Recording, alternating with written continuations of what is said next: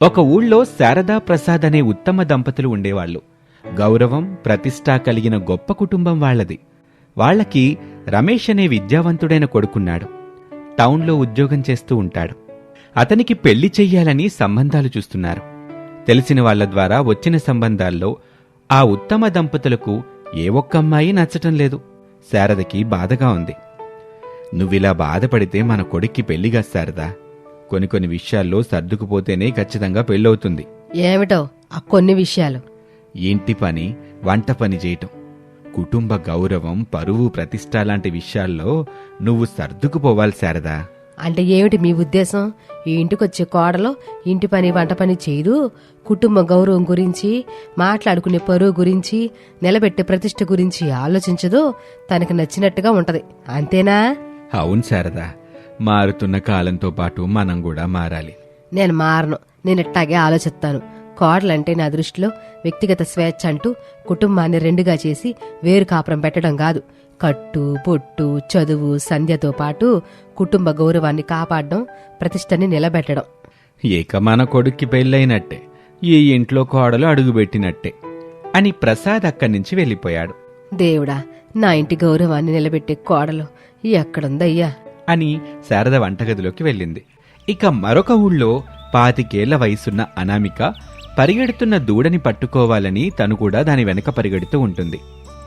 ఏ గీత, ఆగవే. ఇక నీ వెనకాల పరిగెత్తడం నా వల్ల కాదు. ఇంటి దగ్గర నీకోసం నీ తల్లి సీత ఎదురు చూస్తుంది, పద అని అనామిక చెప్పగానే ఆ దూడ ఆగిపోయింది. అనామిక దూడని తీసుకుని ఆవు దగ్గరికొచ్చింది. ఆవు దూడని చూసి సంతోషపడింది. అది చూసి అనామిక మురిపెంగా ఇంట్లోకొచ్చింది. తల్లి సుజాత ఎదురుపడింది. ఈ రోజు నీకు పెళ్లి చూపులు తల్లి, వెళ్ళి తొందరగా తయారవ్వు. మేకప్ వేసుకుని కూర్చోవడం నా వల్ల కాదమ్మా. నేనైతే ఇలాగే ఉంటాను. అయినా నన్ను చూడ్డానికి వస్తున్న అబ్బాయిలందరికీ నేను మోడర్న్గా ఉండడం కావాలి. అది నా వల్ల కాదు. నేనైతే ఇలాగే ఉంటాను. అందంగా చీరలే కట్టుకుంటాను, కమ్మని వంటలు చేస్తాను, ముఖ్యంగా చదువుకోవాలని నా కోరిక గురించి చెప్తాను. కట్టు, బొట్టు, వంట విషయంలో నచ్చినట్టుగా ఉండు తల్లి. కానీ చదువుకోవాలనే ఈ కోరిక గురించి చెప్పబాకమ్మా. అర్థం చేసుకునే వాళ్ళుండరు. అయితే ఇక నేను చచ్చేంత వరకు మీతోనే ఉంటాను, మిమ్మల్ని చూసుకుంటాను అని అనామిక తన గదిలోకి వెళ్ళింది. అనామిక చిన్న ఊరి అమ్మాయి అయినా మనసు మాత్రం పెద్దది.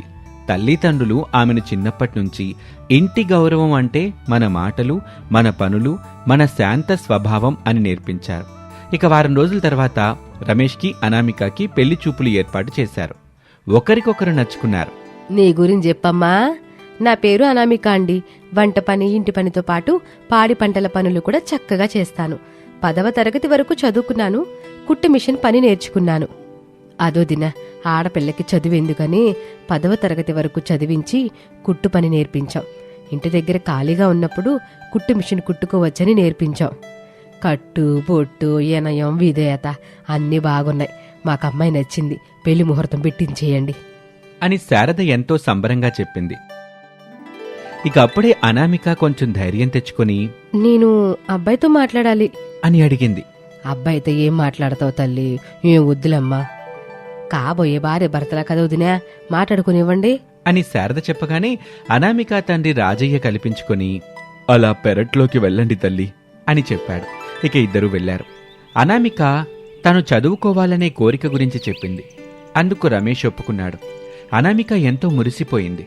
మంచి రోజున బంధువులు చూస్తూ ఉండగా అనామిక, రమేష్ల పెళ్లి జరిగింది. కోడలిగా శారద ఇంట్లో అడుగుపెట్టింది.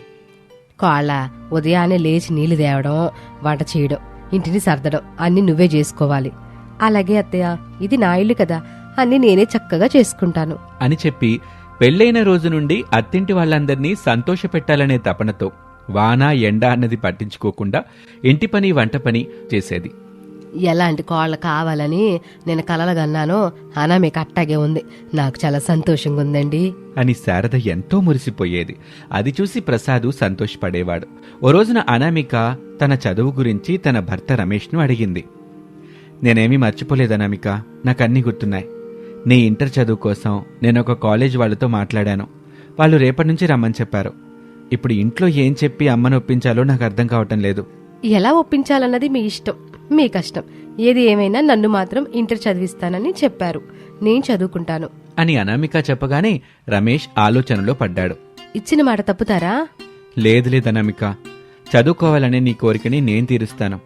నువ్వు అమ్మ దగ్గరికి వెళ్ళి, అత్తయ్య నాకు బోలెడు ఖాళీ సమయం ఉంటుంది కదా, టౌన్లో ఉచితంగా మహిళలకి అల్లికలవి నేర్పిస్తారంట, నేను నేర్చుకుంటానని చెప్పు. అమ్మ ఖచ్చితంగా ఒప్పుకుంటుంది. అప్పుడు నేను అల్లికలు నేర్చుకునే వంకతోటి ఇంటర్ కాలేజ్కి వెళ్ళొచ్చు, అంతేనా? అవుననామిక, వెళ్ళి అమ్మతో మాట్లాడు. అల్లికలంటే అమ్మ ఖచ్చితంగా ఒప్పుకుంటుంది. అనామిక ఉత్సాహంగా హాల్లోకొచ్చింది. రమేష్ చెప్పినట్టుగా అనామిక అత్తగారు శారదని అడిగింది. శారద అదంతా నిజమే అని నమ్మింది. తప్పకుండా వెళ్ళుకోవాలా, చదువుకుంటానంటే వద్దంటాను గాని అల్లికలు నేర్చుకుంటానంటే నేనెందుకు వద్దంటాను చెప్పు. కొడుక్కి చెబుతానులే, నిన్ను అల్లికల దగ్గర దించేసి పనికి వెళ్తాడు. అలాగే అత్తయ్య. శారద అప్పుడే రమేష్ని పిలిచింది. అనామిక చెప్పిన విషయం గురించి రమేష్ సరే అన్నాడు. అలా రమేష్ రోజూ పనికి వెళ్తూ అనామికని ఇంటర్ కాలేజ్ దగ్గర డ్రాప్ చేసేవాడు. ఇలా రోజులు గడుస్తూ ఉన్నాయి. ఓ రోజున శారదకి బాగా తెలిసిన సావిత్రమ్మ వచ్చింది. ఎలాగున్నావు శారదా? బాగున్నాను వదినా. నువ్వేంటి ఇట చాలా రోజులకొచ్చావు? నీకు కోడలు ఎక్కడుంది శారదా? ఏంటొదినా రాగానే నా కోడలను అడుగుతున్నావు? నేను చదువుకున్న అమ్మాయి సంబంధాన్ని తీసుకొస్తే వద్దని చెప్పి నువ్వేంటి నీ కోడల్ని ఇప్పుడు ఇంటర్ చదివిస్తున్నావు? ఏం మాట్లాడుతున్నావు వదినా? నా కోడలు చదువుకోవడం ఏంటి? నీ కోడలు సాయంత్రం వస్తుంది కదా శారదా, నువ్వే అడుగు, నీకే తెలుసుద్ది అని సావిత్రమ్మ చెప్పి వెళ్ళిపోతుంది. శారదకి కోపం వచ్చింది. చకచక అనామిక గదిలోకి వెళ్ళింది. ఒక టేబుల్, దానిపైన ఉన్న బుక్స్ కనిపిస్తాయి. అల్లికలని చెప్పి నువ్వు టౌన్కి వెళ్ళి చదువుకుంటున్నావా? సాయంత్రం ఇంటికి వస్తావు కదా, అప్పుడు జీవితం నిస్సాంగతే అని హాల్లో అనామిక కోసం ఎదురు చూస్తూ ఉంటుంది. రమేష్ అనామికని తీసుకుని ఇంటికొచ్చాడు. శారద కోపంగా బుక్స్ తీస్తుంది. అనామిక, రమేష్ ఆశ్చర్యంగా శారదని చూస్తూ ఉంటారు. అబద్ధం చెప్పి నాకిష్టం లేని పని చేస్తున్నావు కదా కోళ్ళ, ఇప్పుడు చదువు ఎట్ట చదువుకుంటావో చూడు అని ఆ బుక్స్ ని నీళ్ల బకెట్లో వేస్తుంది. అనామిక బాధగా, అత్తయ్య. శారదకి కోపం పెరిగింది. అనామికని కొట్టింది. ఎక్కడి నుంచి నువ్వు అడుగు ఎట్ట బయట పెడతావో నేను చూస్తాను, పో అని గట్టిగా అరిచింది. అనామిక ఏడ్చుకుంటూ గదిలోకి వెళ్ళింది. రమేష్ తల్లి శారదని అనామిక చదువు గురించి నచ్చజెప్పటానికి ప్రయత్నం చేస్తాడు. కాని శారద ఒప్పుకోదు. కోపంగా తిట్టేసి వెళ్ళిపోతుంది. మరుసటి రోజు నుంచి శారద అనామికని క్షణం కూడా బయటకు పంపించకుండా, చదువుకోకుండా ఏదో ఒక పని చెప్తూనే ఉంటుంది. అనామిక బాధపడుతూనే అత్తగారు శారద చెప్తున్న పనులన్నీ చేస్తుంది. శారదకి తెలియని విషయం ఏంటంటే, అనామిక కాలేజ్కి వెళ్లకుండా రాత్రి వేళ రూంలో చదువుకుంటూనే ఉంటుంది. అలా రోజులు నెలలు గడుస్తాయి. కొడుకు మాట కాదనలేక అనామిక ఎగ్జామ్స్ రాయటానికి ఒప్పుకుంటుంది శారద. అనామిక వెళ్లి ఇంటర్ ఎగ్జామ్స్ రాస్తుంది. చాలా థ్యాంక్స్ అత్తయ్య, ఎగ్జామ్స్ రాయడానికి ఒప్పుకున్నారు. ఎన్నాళ్ళు నువ్వు కాలేజీకి పోలేదు కదా, ఎట్టా గన్నీట్లో నువ్వు తప్పుతావులే, అప్పుడు నీకు వాంటే లేదు దిక్కు.